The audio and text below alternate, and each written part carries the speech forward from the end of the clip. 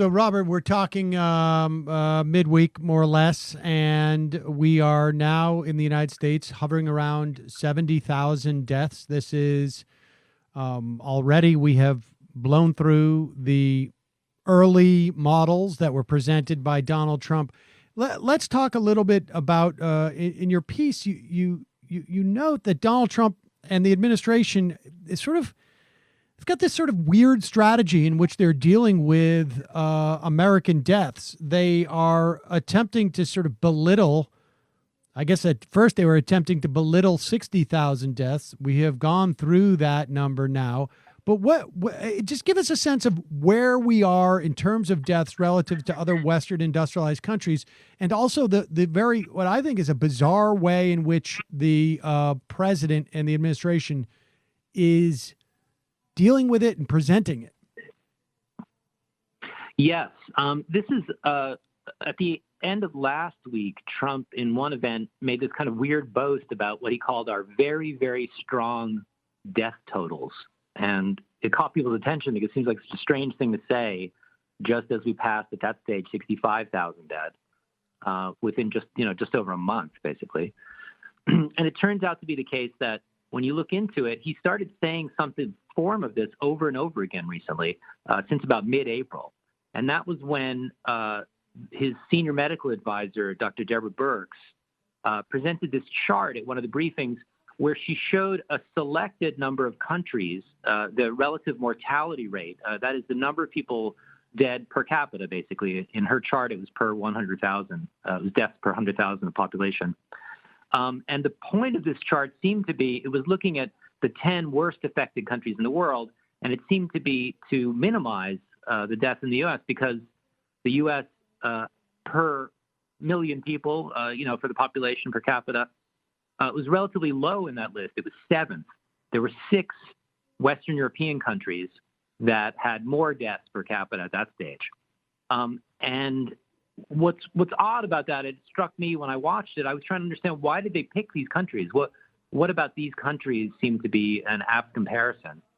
And when you look into it, what's weird about it is that there was another European country on the chart, which is Germany, which had a death rate of essentially about 40% of the United States per capita. Germany's a similarly industrialized democracy with a large population, quite densely populated. But people, basically have much better chance of dying if you're in the United States than if you're in Germany. And so the strange thing about the chart was, and that what Trump's then been saying since then, is this idea that the U.S. is doing better than everybody else. And what it ignores is that there are, dozens of countries that were not picked to be on this chart that have lower mortality rates than the United States. And so when you start looking at it, there's all kinds of strange things to it. I mean, there's a question about why Western European countries, it includes Britain, France, Spain, the Netherlands, Italy, Belgium, why they have done relatively worse per capita than the U.S. It's probably to do with the population density. Western Europe is much more densely populated than the United States. I mean, many of us who live in cities around the country think of the United States as a pretty urbanized, densely populated country. But for instance, 20% of the American population is rural, whereas Belgium's rural population is 2%. Right. So it's really comparing apples and oranges anyway. But it's such a bizarre idea to think, well, if we're doing better than, Belgium, we're great. And Trump he's taken this to an absurd extreme, as he tends to. When he was meeting Governor Phil Murphy of New Jersey the other day, he claimed that we were the world leader. Our mortality rate was the lowest in the world. We were the best in the world. And it's off by, there are dozens and dozens of countries that have a lower rate of death. And of course, the other one, which people are familiar with, that he's completely ignoring and wasn't on the chart, is South Korea, which has a mortality rate of, where the U.S. mortality rate is about 20 people. It's just over 20 people per 100,000 now. The mortality rate in South Korea is 0.48. So the question, I guess, that has to be asked is, what is this bizarre idea that we're going to judge ourselves in sort of world rankings by only looking at the worst other countries and saying, well, we're better than them? Why shouldn't an advanced democracy like the United States, which is an incredible, a challenging health insurance system, but an incredibly well-developed public health infrastructure, why can't we do as well as Germany? And why can't we do as well as South Korea? If we were at this, if people in the United States were being kept alive at the same rate as people in Germany, our death total now wouldn't be near 70,000. It would be just over 25,000. So this chart that Trump relies on and that, they put a sort of a happy talk look at, it actually reveals that tens of thousands of Americans are dead because his federal government couldn't handle this crisis as well as the one in Berlin. And I guess, without knowing what and I don't know the death rates that happen in a typical March or April in Germany. So I don't know if those numbers in Germany include any type of significant increase, unexplained increase in deaths in April of 2020 versus April of 2019, 2018, 2017, et cetera, et cetera. We know that exists in this country. So at the very least, when we say 70, 75,000 deaths, what we're really talking about is probably a significant number more than that. But in terms of apples to apples comparison, we're just not performing as well as Germany. And you asked the question why, but I mean, Robert, we sort of know the answer why, don't we? I mean, we do. It's not like we know what their agenda was in doing this, at least tactically. It's hard to know what it is strategically, right? Like tactically, Donald Trump just wants, and we don't know. I mean, it could be, and I guess I'd like your take on this, whether it is Donald Trump is saying to these people, figure out a way of minimizing the deaths, or they are just trying to placate him, and so they're figuring out a way of minimizing, I should say, the death count, right, as opposed to the actual number of deaths. I don't know what your sense is of that, and it probably doesn't matter in the long run. I mean, this is the administration is doing this. That's their tactic. What is their strategy here?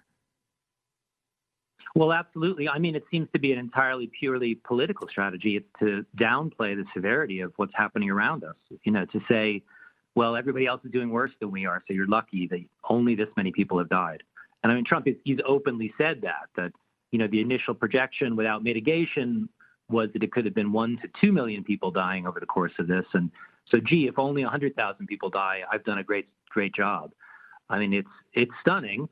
But then the question has to be asked, it's not just, we think of, Germany and South Korea, advanced democracies, a lot of testing. They've been able to get on top of things.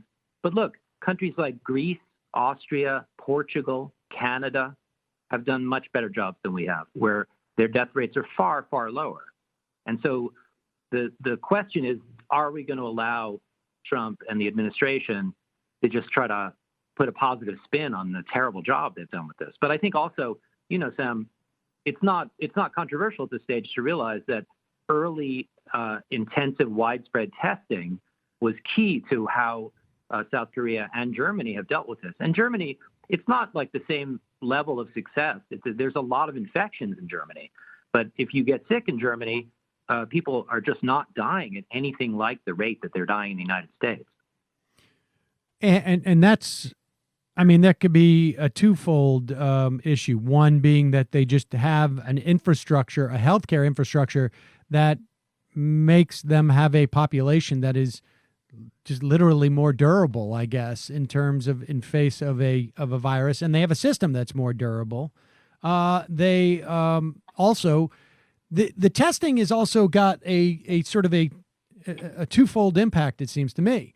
One is you're testing, right? So you're literally being able to isolate those people who have it, but you're also sort of signaling to the general population, hey, we got something that we are taking seriously here. Whereas the Trump administration not only did not roll out these things, but was literally until, I mean, arguably, last week when Trump is, texting out free Michigan or wherever it was, that he's been advocating don't take this seriously for months and months.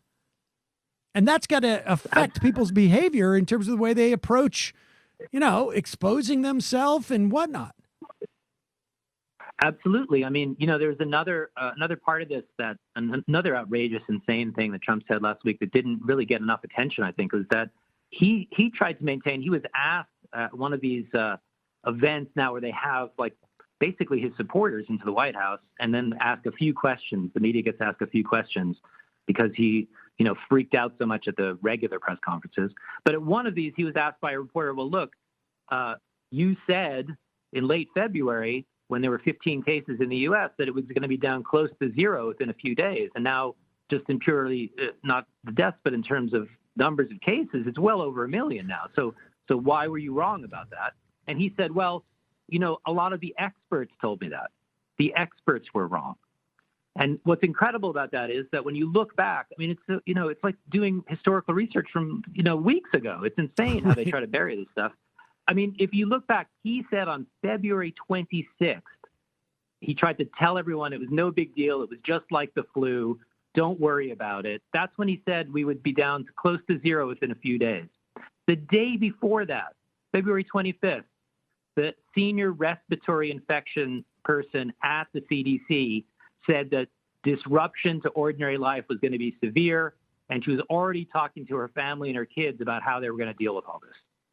And so that's where you see, the president's, not only his crazy predictions, but his modeling, this other part of this whole crazy thing where he won't wear a mask. And he makes it seem like it'd be embarrassing to wear a mask. He said he doesn't want to sit behind the Oval Office desk talking to kings, and he mentioned dictators for some reason, and, other leaders wearing a mask, that it wouldn't look right. And so then you see, like in lots of parts of the country, people aren't doing it because they think it's embarrassing. It's somehow not a sign of being macho enough. And I think, anecdotally, I've seen more women wearing masks. It seems to be the case that somehow he's channeling some sort of macho denialism. But yes, these things have really deadly consequences in these circumstances. And of course, these people don't just infect themselves; they infect everybody else. So it's like, exactly. It's also what Trump calls the herd He keeps referring to herd immunity as herd mentality. But herd mentality, unfortunately, is an issue that we have to deal with. Just to reiterate, because I can't let a moment pass where I don't get to say this. Your mask protects me. My mask protects you. Unless people are walking around with an N95 or better mask, it's not a question of keeping the coronavirus out. It's a matter of keeping yours, because you may not be exhibiting symptoms, in, essentially, and instead of broadcasting it to everybody. But let me just go back to this strategy, because I get the idea of getting up there and saying, we're doing better than anybody else, and look at our rate of infection, et cetera, et cetera. But there's a problem with that strategy, and that is time and reality. Right now, the CDC this week, apparently, according to the New York Times, found a document that says they're anticipating in late May and by June, 3,000 deaths a day.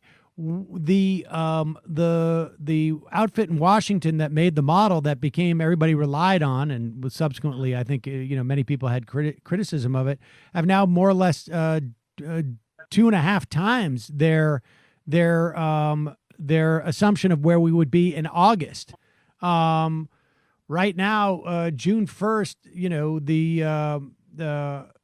we're going to have, like I say, maybe 200,000 deaths by that point, or 200,000 cases a day. I don't understand why they are out there. Talk about, let's put it this way.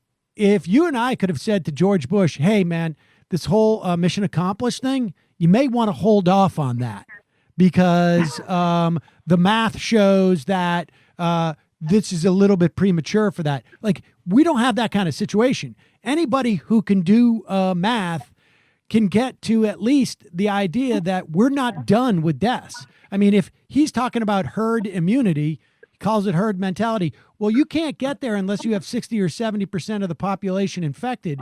If 5% of the population's infected, and we've had 75,000 deaths, people can do the math. You need to do 12 times that. We're talking about nearly 1 million people dying assuming we're able to do it in a way that is controlled enough so that our medical services are not overrun. I mean, who in the White House thinks it's a good idea to be doing spiking the football when they're on the 10-yard line of their own goal? Yeah, it's hard to say. I mean, I'm looking at that chart now that Dr. Burke showed and Trump stood in front of, blocking partly. But, it was only April 18th. It's May 4th now. At that time, the U.S. mortality rate was 11 per 100,000. Now it's over 20. Now it's up where the European countries were when they were boasting about being better than them 2.5 weeks later. So, yeah, I mean, I guess they're trying to get through the hourly news cycles. It's not very strategic. Yes, it's also rather detrimental to our ability to keep those numbers down because if I don't know any better, I watch the president, I walk away going, we're doing great. Nothing to worry about here. I'm going to go outside. And because I'm a tough guy, I don't need to wear a mask because I'm not afraid of catching coronavirus, even though I don't realize that what I'm really doing is risking, is creating a risk for everybody else. Absolutely. I mean, that's been an interesting thing of doing some historical research. I looked, at Trump's, the other bizarre thing he's doing that I'm sure you've heard this. He's continually referring to the 1918 flu pandemic as something that happened in 1917. Yeah. He just last night said that for the 38th time in the last 2 months, uncorrected. But, when you look back at 1918, not 1917, it's pretty striking that it was extremely common. There are a lot of masks. This country dealt with it then and just did what it had to do. And, all those historical pictures, the police are wearing them, the people on the streets, families, it's just something that makes common sense. It's incredible that this is now more difficult to communicate to people than it was in 1918. Well, because we have somebody out there who's like actively working against all the mitigation strategies. Have you come to any type of understanding as to why he keeps referring to the pandemic of 1918 as happening in 1917? I mean, it did last through 1918 into 1919. I mean, arguably into the early parts of 1920. But I mean, why would he say that it started in 1917? It's very bizarre. I mean, I went through, the White House, at least the people transcribing his remarks, they're at least honest about it. There's these 38 references to 1917. Sometimes, a few times, I think 6 times, he said 1917, 1918, as though that was the duration of it. So maybe somehow he thinks that's it. I mean, what he's actually thinking, I don't know. But we do have, it sounds like a small thing. It's kind of maddening, but it does raise questions about, obviously, his interest or ability to take in detail and history. But how is he surrounded by so many people who won't correct him that he keeps embarrassing himself by saying this over and over again? There's some, it's a little thread that you pull out, and then you think like, well, what is going on in there? Right. Well, God knows. I mean, I guess maybe someday down the road we'll find out just sort of like the hostage situation that the medical people were involved in there. But until that time, Robert Mackey, thanks so much for your time today. Really appreciate it. Thank you, Sam. Always a pleasure.